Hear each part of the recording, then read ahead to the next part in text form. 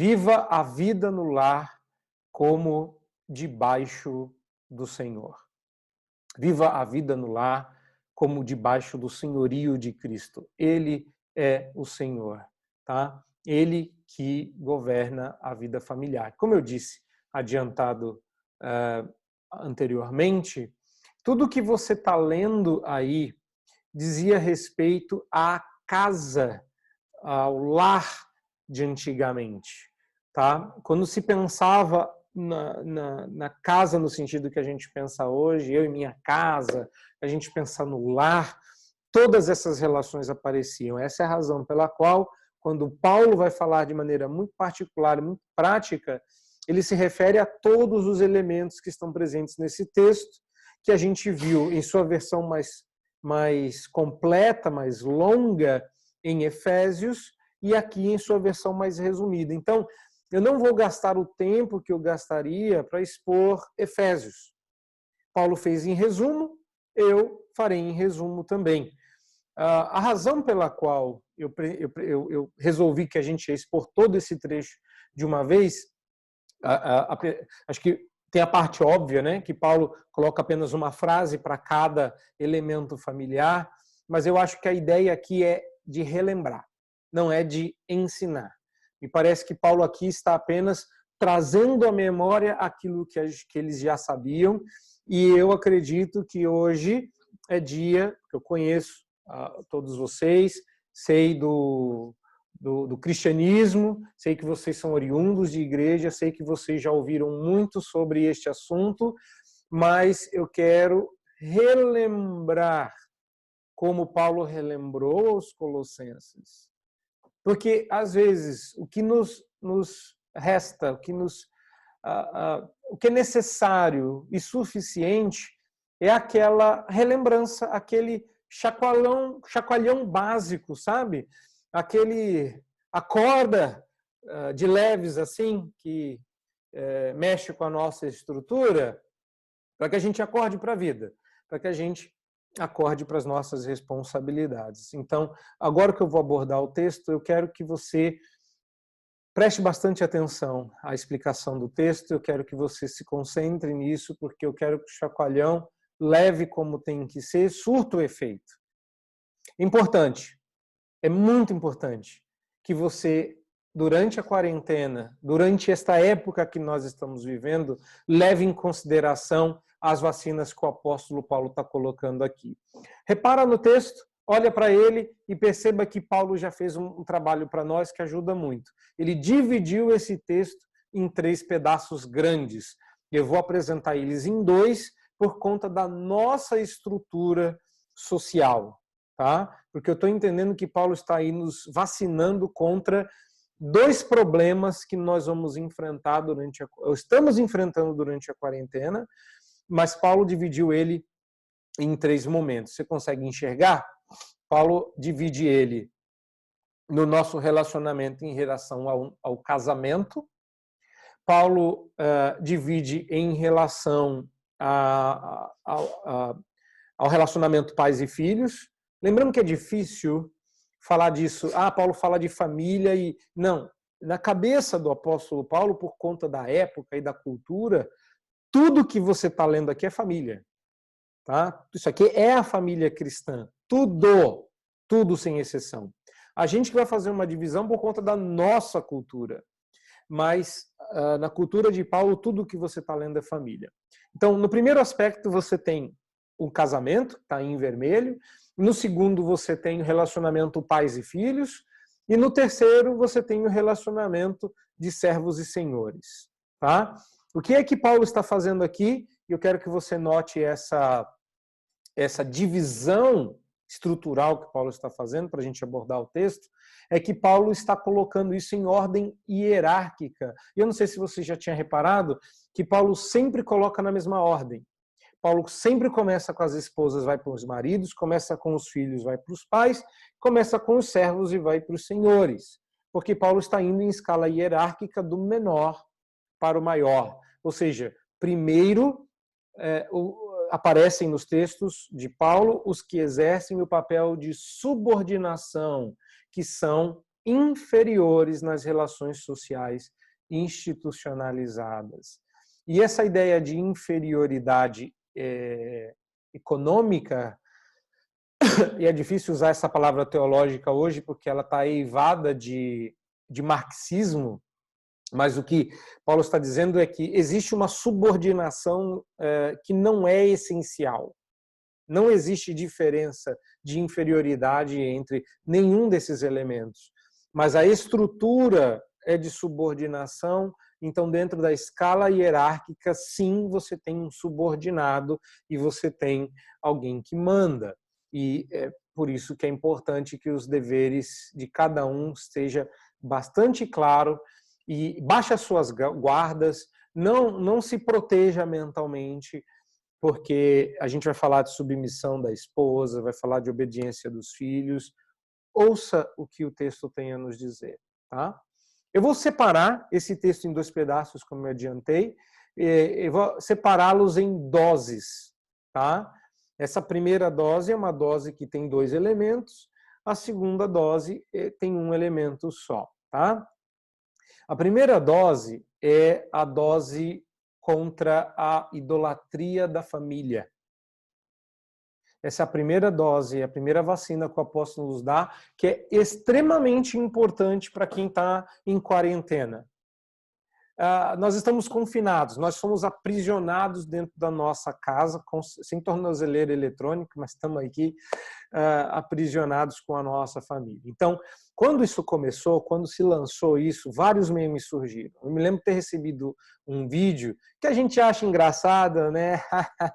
E a pessoa manda para nós um vídeo de um camarada, um vídeo em inglês, em que o camarada vai receber a notícia que vai ficar em confinamento, vai ficar de quarentena, e a pessoa diz assim, você tem 2 opções. A, ficar com a sua esposa e filhos, e B, e antes que a pessoa fale, você está vendo só a pessoa que está recebendo a notícia, e ele responde interrompendo, B, por favor, B.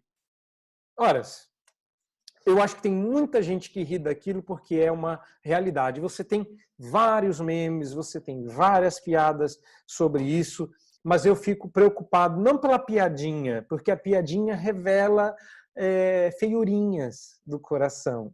Eu fico preocupado porque, apesar das piadas, que a gente ri, acha engraçado, pode achar, eu particularmente não acho, mas o que me preocupa é o número absurdo de crescimento, da explosão de divórcios que teve a começar na China. Tem um outro meme que vocês devem ter recebido aí nas suas redes sociais, né? Que por conta do confinamento, as pessoas passaram a ter que se relacionar mais entre si. E aí teve um meme que diz que a esposa parece que se encontrou com o marido na sala, conversou com o marido naquela tarde e disse, olha, me parece ser uma boa pessoa, não é? Eu conversei com meu marido, me parece ser boa gente. Essa é a ideia que a família não se conhece mais, a família não se gosta. Esse aumento explosivo de divórcio porque as pessoas foram obrigadas a ficarem juntas. É engraçado que quando a gente era solteiro, a coisa que a gente mais queria era ficar junto com o cônjuge. Agora que a gente está sendo obrigado a ficar junto com o cônjuge, a gente quer dizer que está enlouquecendo. Mas tem coisa pior, o aumento de abuso infantil, aumento do número de violência doméstica. O que é isso? A impressão que tem me dado é que as pessoas, reparem no que eu vou falar agora, as pessoas que defendem a família não suportam tê-la por perto. Uma escola aqui em São Paulo, caso real, de uma... eu não posso dar muitos dados, porque as pessoas se conhecem na nossa congregação e meu círculo é bastante conhecido, então vou apenas me referir ao caso lá fora, para você não rastrear quem me contou. Mas uma escola aqui de São Paulo teve que anunciar férias antecipadas. Já anunciou férias antecipadas. Todo mundo sabe qual é a situação que nós estamos vivendo. Todo mundo deveria estar pronto para entender uma decisão como essa, mas não.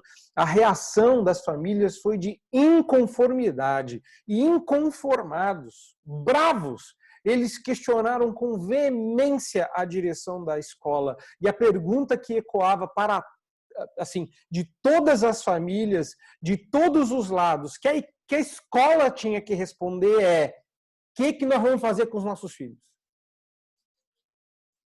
Meus irmãos, que raio de pergunta é essa? Me perdoe a expressão raio, mas assim, não tem como a gente não ficar irado com uma coisa dessa. O que uma pergunta dessa presume?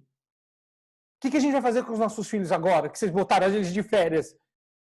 Como se os filhos já não estivessem presos com os pais dentro de casa, mas tudo bem. Mas o desespero de você não ter uma escola governando os seus filhos presume o quê? Então, o que está acontecendo? O que está acontecendo é que nós estamos vendo uma enxurrada de vídeos, de aulas, de oficinas virtuais, de webinar, de dicas, de textos, de PowerPoints, ensinando como lidar com depressão na quarentena, ensinando como lidar com ansiedade na quarentena, ensinando como manter a saúde psíquica na quarentena. Sabe por quê? Porque nós estamos presos com esse povo aí. Esposas estão presas com seus maridos, maridos estão presos com suas esposas, filhos estão presos com seus pais e pais estão presos com seus filhos. Enquanto nós olhamos para o mundo desmoronando à nossa volta, a pergunta que eu, como pastor, me faço é: e nós? Como é que você está? Como é que está a igreja que eu pastoreio? Como é que está o povo crente desse mundo? Como é que nós, como cristãos, como é que nós, como presbiterianos reformados, olhamos para isso? Então, quando eu digo que isso aqui é uma vacina contra a idolatria da família, é que dois grandes problemas estão sendo expostos e nós estamos sendo humilhados publicamente e o nosso vexame é mundial. Nós amamos a nossa família longe de nós. Nós amamos a nossa família e queremos que a família tradicional permaneça, mas quando a gente fica confinado com ela, pensamentos ou suicidas ou homicidas passam pela nossa cabeça.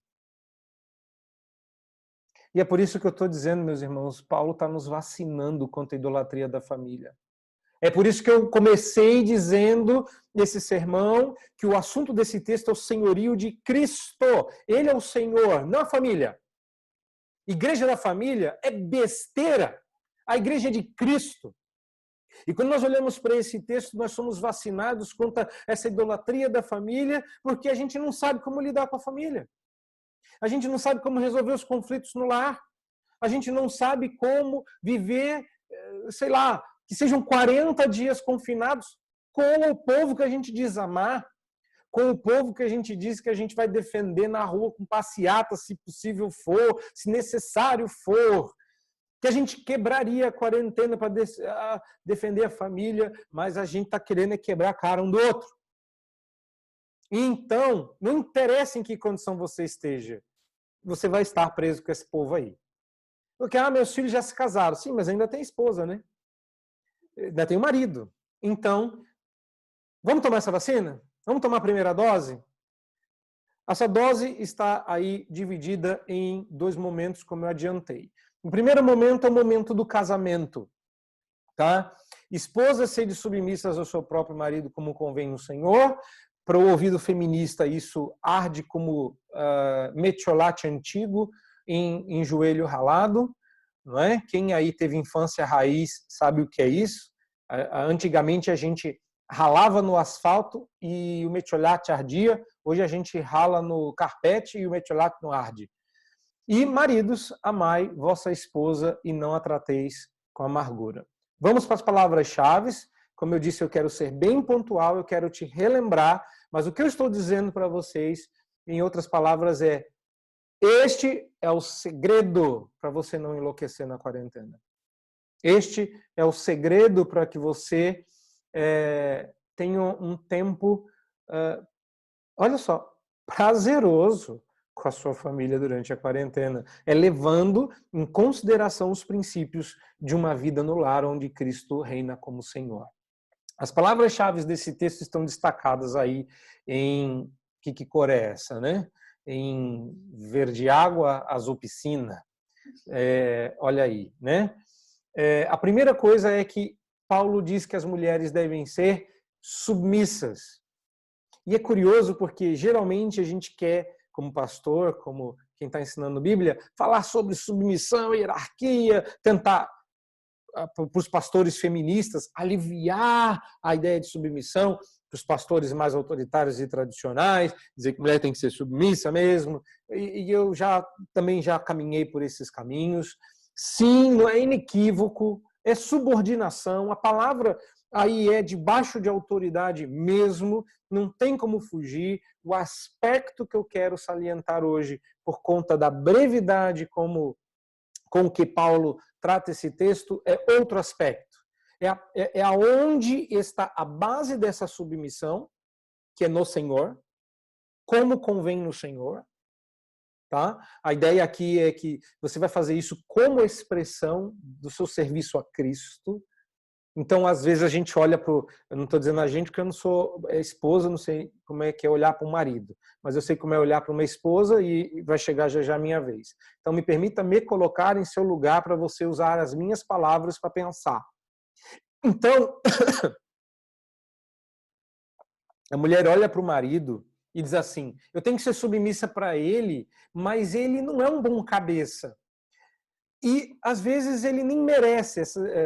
O tempo vai passando, a gente vai ficando até mais íntimo da nossa família, né? Então, esses dias para trás, eu não sei o que eu pedi para minha esposa, não sei se foi um café, não sei se foi... eu não lembro o que era. Foi alguma coisa assim mais simplesinha. E ela brincou dizendo assim, mas você não merece. Eu falei, mas eu não mereço mesmo, não, mas você vai me dar mesmo assim. Não é porque era uma ordem, mas é porque ela vai me dar porque ela serve a Jesus e Jesus mandou ela ser submissa.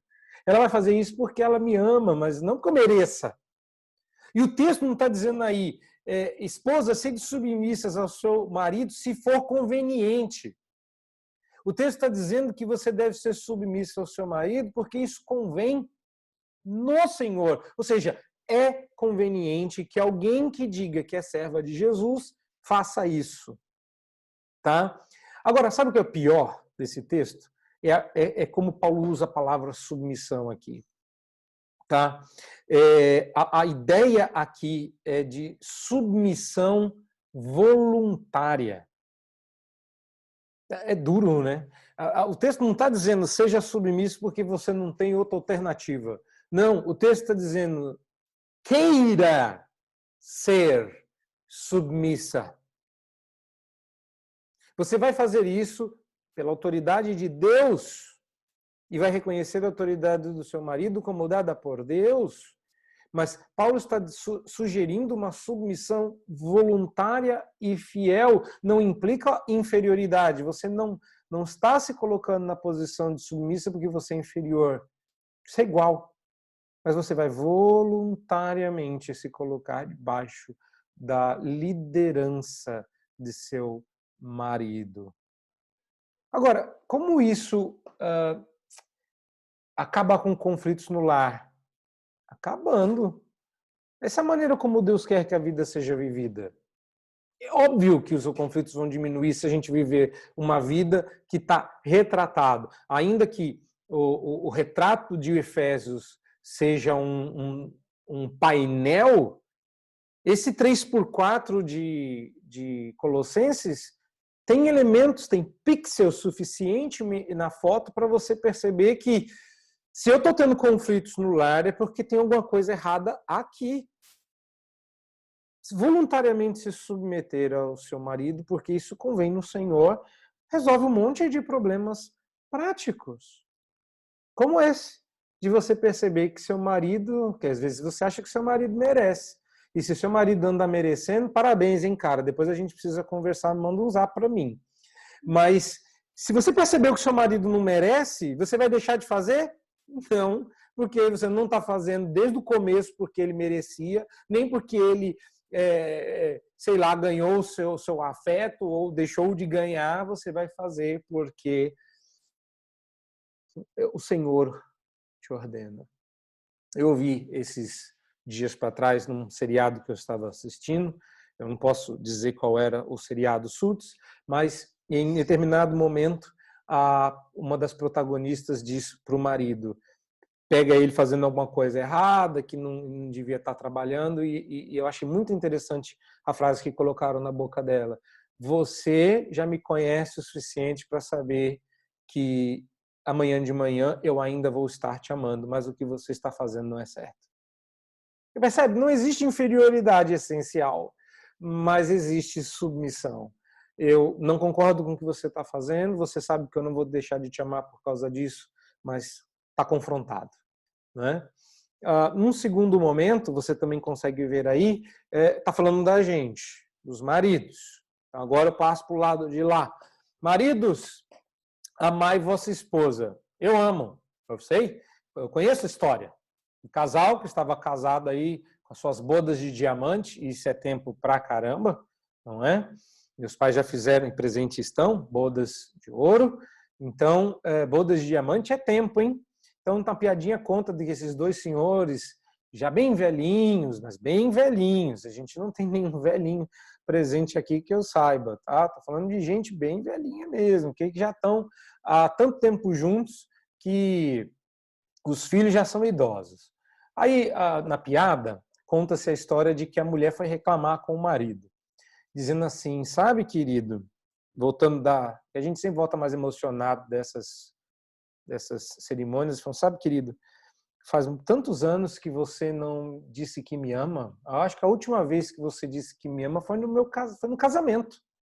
E ele virou impassível e disse, é verdade, foi a última vez mesmo. Eu falei, você não me ama? Eu falei, claro que amo. Eu falei, por que você não disse? Eu falei, porque eu disse já e eu nunca mudei de ideia. Olha que lindo. Romântico, né? Não. É horrível.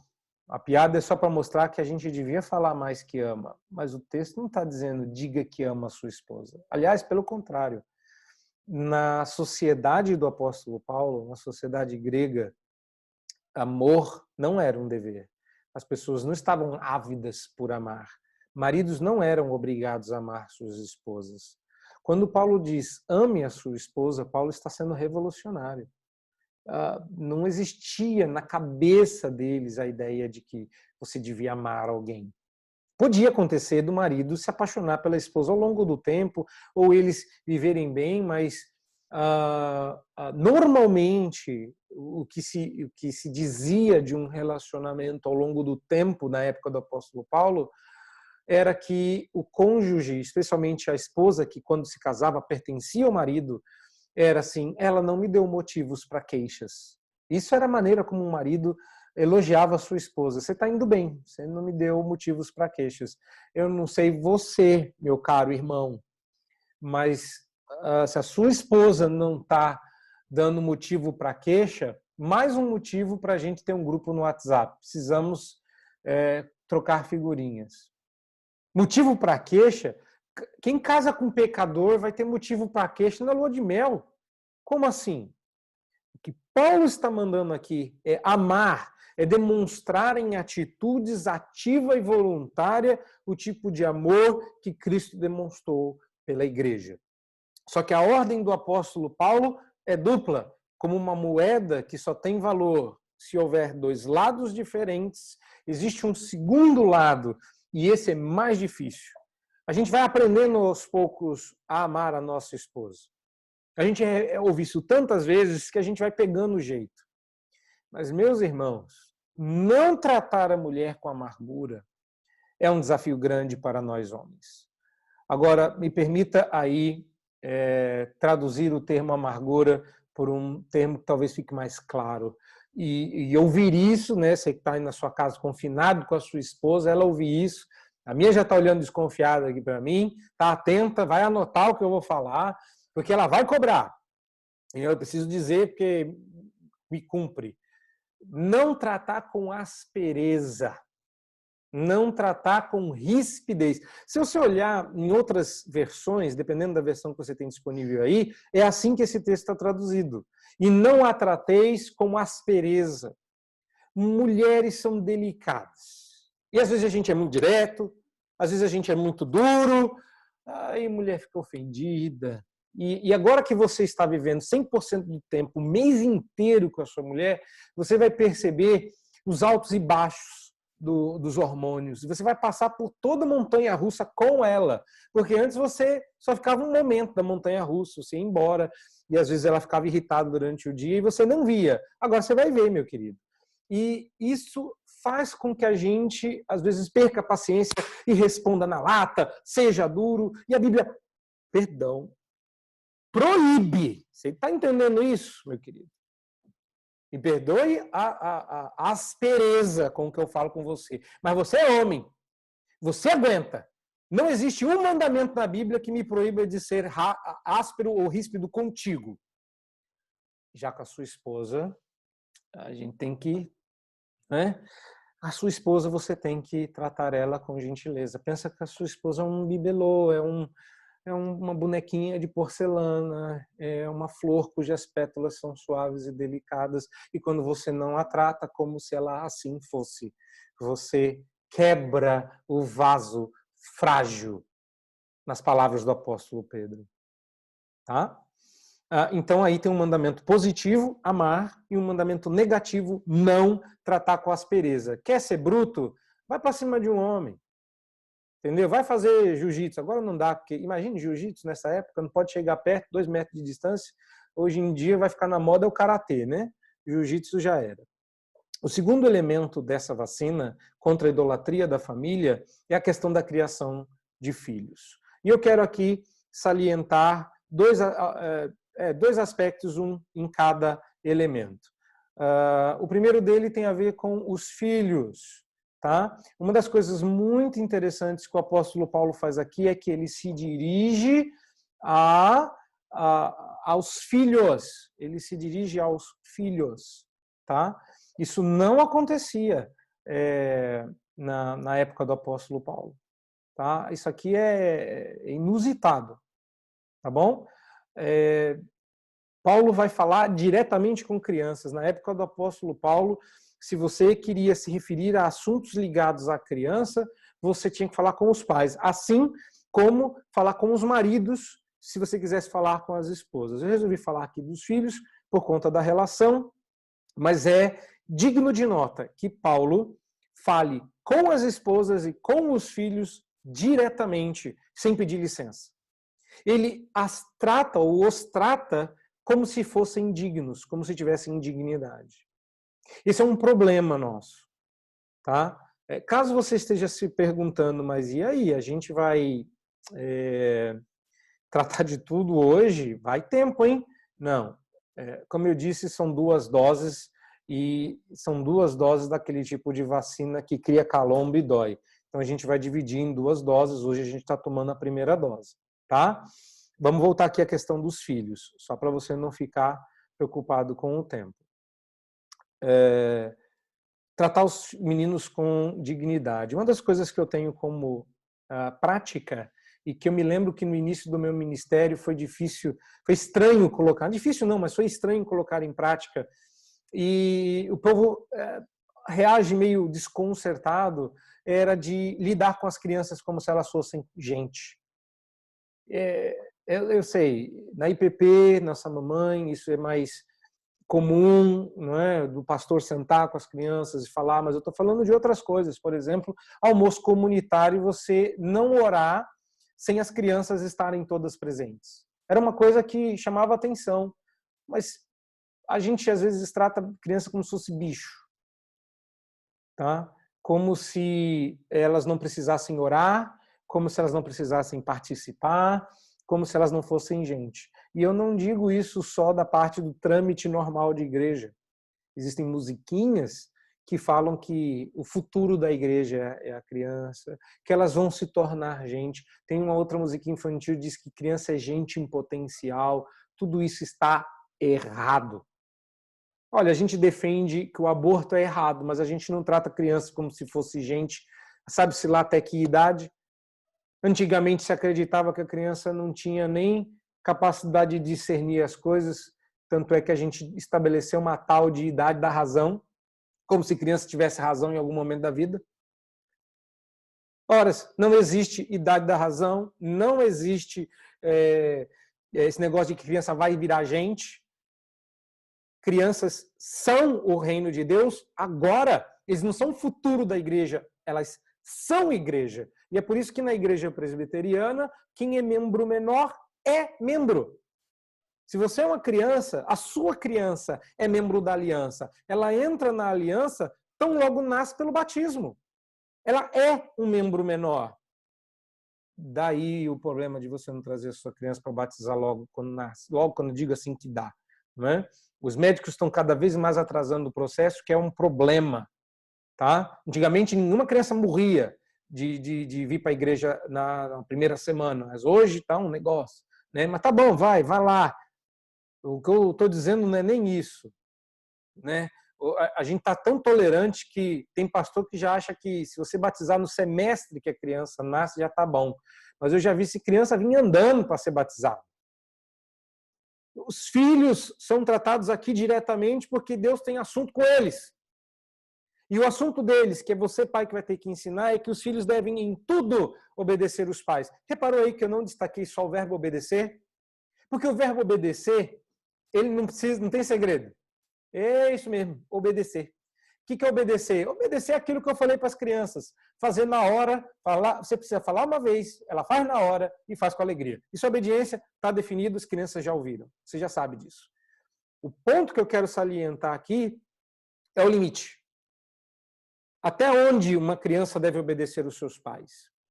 E nas minhas pesquisas, a melhor resposta, não encontrei uma resposta melhor, a melhor resposta que eu encontrei foi de João Calvino. Ele foi o cara mais claro na exposição da ideia de obedecer em tudo os pais. E eu gostaria de pedir licença para ler a resposta de João Calvino, fazendo dele as minhas palavras, que para mim foi simples e brilhante. A pergunta é: o que é obedecer em tudo, pastor João Calvino? E ele diz assim: respondo outra vez, que é para mostrar que a obediência deve ser rendida não só mediante mandamentos justos, mas também aos que não são razoáveis. Você ouviu o que o Calvino disse? É para obedecer quando o mandamento for justo e é para obedecer quando não for.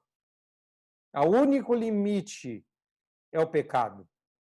Ninguém, marido, esposa, filho, pai, servo ou senhor, ninguém que está em Cristo tem liberdade para pecar em obediência a um senhor humano, a um pai humano, a um marido humano. O pecado é sempre o limite. Se para te obedecer eu tiver que pecar, esquece, obediência não está sobre a mesa. Mas nem tá tão frio assim. E a sua mãe manda você pôr uma meia no pé, que é o drama daqui de casa, você tem que pôr. A minha mãe, que está presente virtualmente, quando era sábado e a gente não tinha nada para fazer, ela não deixava a gente dormir à vontade até 11 horas, meio-dia. Era raro, ela deixou uma ou outra vez, mas eu me lembro quando a gente era pequeno, que a gente tinha um limite, tinha que acordar para brincar. Né? Eu queria brincar de dormir, mas ela não entendia isso com a facilidade com que se a gente entende aqui em casa. A mãe da Marcela, ela tem asma, né? Ela tinha uma bronquite muito mais fora de controle quando ela era mais nova. A mãe dela esquentava o sorvete para ela não tomar o sorvete tão frio. Eu não sei com que parece um sorvete quente, mas assim, passou a infância comendo sorvete quente, né? Talvez friozinho. Mas isso não é razoável. Não, não é razoável. Muitas coisas que pais pedem não é razoável, como liga para mim quando você chegar lá. Chegando lá, eu não vou lembrar, mas se você não ligar, sabe as coisas não razoáveis, pedidos que são coisas de pai e de mãe. Tá, você tem que obedecer. E às vezes a gente quer que os filhos nos obedeçam sem explicação. Eu já sentei com as minhas filhas, acho que essa semana mesmo a gente teve que sentar e dizer: sim, não tem a menor necessidade de você pôr meia no pé, mas você vai. Porque a mãe mandou. Não interessa se está quente, se está frio, a mãe mandou. mas não é razoável. Mas a mãe mandou, vai ter que pôr. Porque Deus não manda a gente obedecer só quando fizer sentido. Deus manda a gente obedecer porque faz sentido o pai mandar, mãe mandar. E você pode dizer isso para sua criança. Eu estou dizendo isso. Meu querido, minha querida. Você que tem filhos pequenos, você que vai criar filhos, você que é filho e que é difícil obedecer o pai, que agora você foi para a casa dos seus pais. Quando seus pais disserem, sua mãe disser, seu pai disser alguma coisa que não faz muito sentido, mas não inclui pecado, faça. Porque o texto é bem claro em tudo. Tá? E a razão para a qual, repare, em outros lugares, Paulo até puxa o mandamento com promessa, mas a única explicação, e toda vez, reparem nisso, meus irmãos, toda vez que Paulo fala de filhos, ele traz uma explicação, um ânimo. E por que ele está fazendo isso? Por conta do aspecto seguinte. Então, antes de eu chegar no aspecto seguinte, deixa eu lembrar, Paulo sempre faz uma questão de trazer uma palavra de ânimo. Paulo fala das promessas do Senhor, alguns falam dos mandamentos. Aqui, Paulo está nos lembrando que Deus se agrada com isso. Deus recebe a sua obediência com alegria. E ser grato diante de Deus. Você quer deixar Deus feliz? A gente acha que a gente não consegue fazer Deus feliz. Olha aqui Deus dizendo, eu fico feliz quando você obedece aos seus pais em tudo.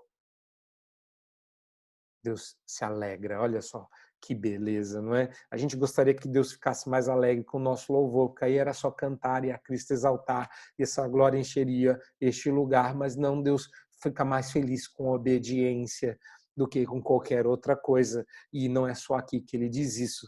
Você já lembrou de outros lugares na Bíblia, não é?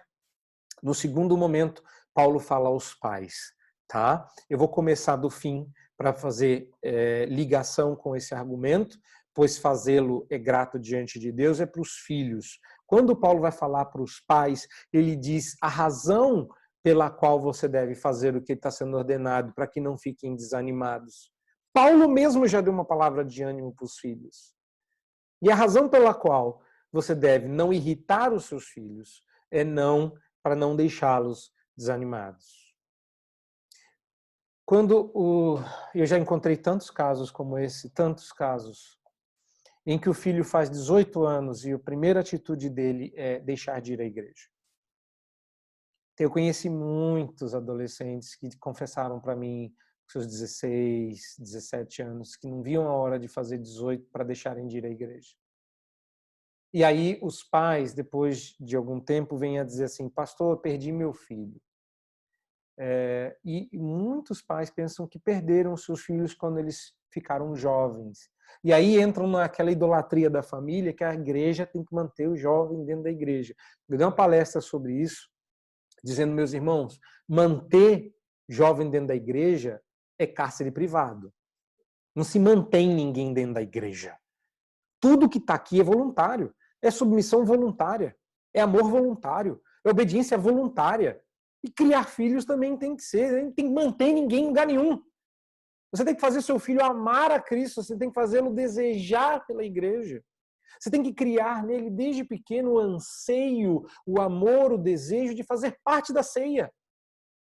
A sua criança tem que lamentar não ter a idade para tomar a Santa Ceia.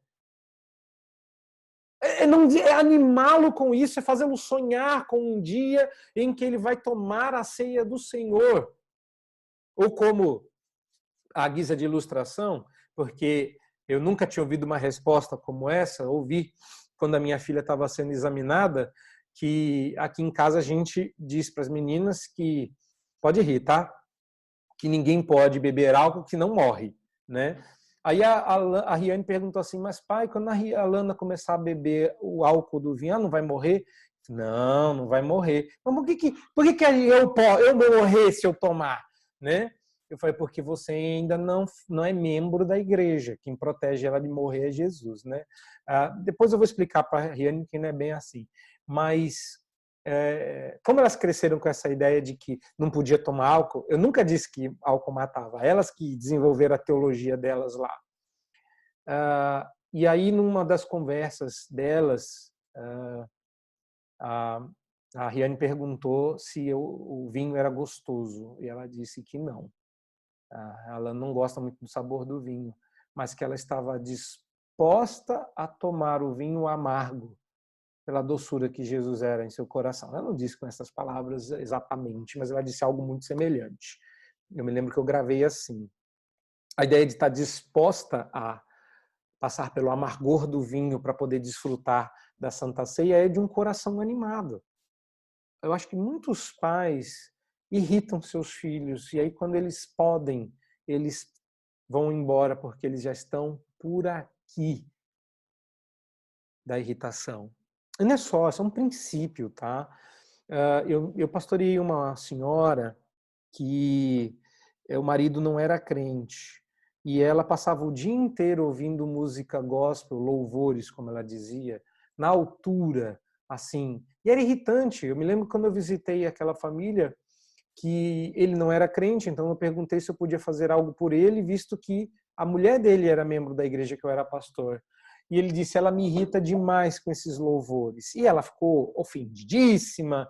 E eu disse para ela, você vai parar de tocar música alta no ouvido do seu marido, porque isso é irritante. Deus nunca disse que alguém iria se converter pelo muito louvar, né? Pela pregação da palavra, pelo exemplo da mulher, tem tudo isso na Bíblia, mas cantar louvor, nunca vi não. Eu sei que tem muita gente se convertendo por cantar louvor, qualquer dia eu conto para vocês meu entreveiro com o Regis Danese. Só um minutinho. Preciso que você pegue o fio lá dentro do meu notebook, está acabando a bateria. Mas o ponto aqui é, Deus quer que você pastoreie o coração dos seus filhos. Deus quer que você não os irrite, Deus quer que você cuide deles. Deus quer que você os anime. Não irritar os filhos é não provocá-los a ira desnecessariamente. É esse, meu bem. É esse. Desnecessariamente. É você não colocar os seus filhos sob estresse sem razão para isso. E às vezes a gente faz um desserviço tremendo. A gente faz. Tem muitos pais que têm uma vida bonita, têm um relacionamento bacana entre si, têm um bom discurso, mas não conseguiram passar para os filhos o amor e o desejo de participar da igreja que eles mesmos têm. Tá? Tem mais a dizer, não vai dar tempo para a gente tratar de tudo. Eu quero lembrá-lo que essa vacina para a quarentena tem uma segunda dose e nós vamos falar dela no próximo domingo. Senão fica uma pregação muito longa e a gente não absorve tudo. Essa é a primeira vacina que você tem que tomar. Caso você queira saber qual é a dose da semana que vem, eu posso adiantar, porque já está pronto. Deus, nesse texto, vacina a gente contra a idolatria da família e contra a idolatria do trabalho. Tá? Nós estamos confinados dentro de casa com a família e estamos impedidos de trabalhar. Reparem como esse texto é uma vacina interessantíssima para o tempo que nós estamos vivendo. Deus tenha misericórdia de nós, nos abençoe e nos instrua o coração nesta manhã por sua palavra. Vamos orar, meus irmãos, recebendo assim a bênção do Senhor. Encerrado o culto, eu quero ainda contar com a sua atenção para alguns rápidos avisos e comunicações. Não sei se temos visitantes, essas coisas, tá bom? Feche os seus olhos, me permita dirigi-los a Deus numa oração, encerrando assim o culto desta manhã. Deus amado, nós te agradecemos pela bênção que o Senhor nos dá, de ouvirmos a tua palavra nesta manhã, de recebermos os santos avisos e as santas precauções para que esse tempo de quarentena não seja nem de longe um tempo para nós enlouquecermos, antes para sermos gratos, porque podemos gastar tempo exercitando as virtudes cristãs que o Senhor nos demanda. Abençoa cada família aqui, cada um de nós, teus servos espalhados pelo mundo, para que toda desavença, todo possível desentendimento que a gente venha experimentar, ele seja resolvido, ele seja biblicamente resolvido, que ele seja resolvido para o louvor da tua glória e graça que reina no nosso lar. Ensina-nos, ó Deus, a sermos servos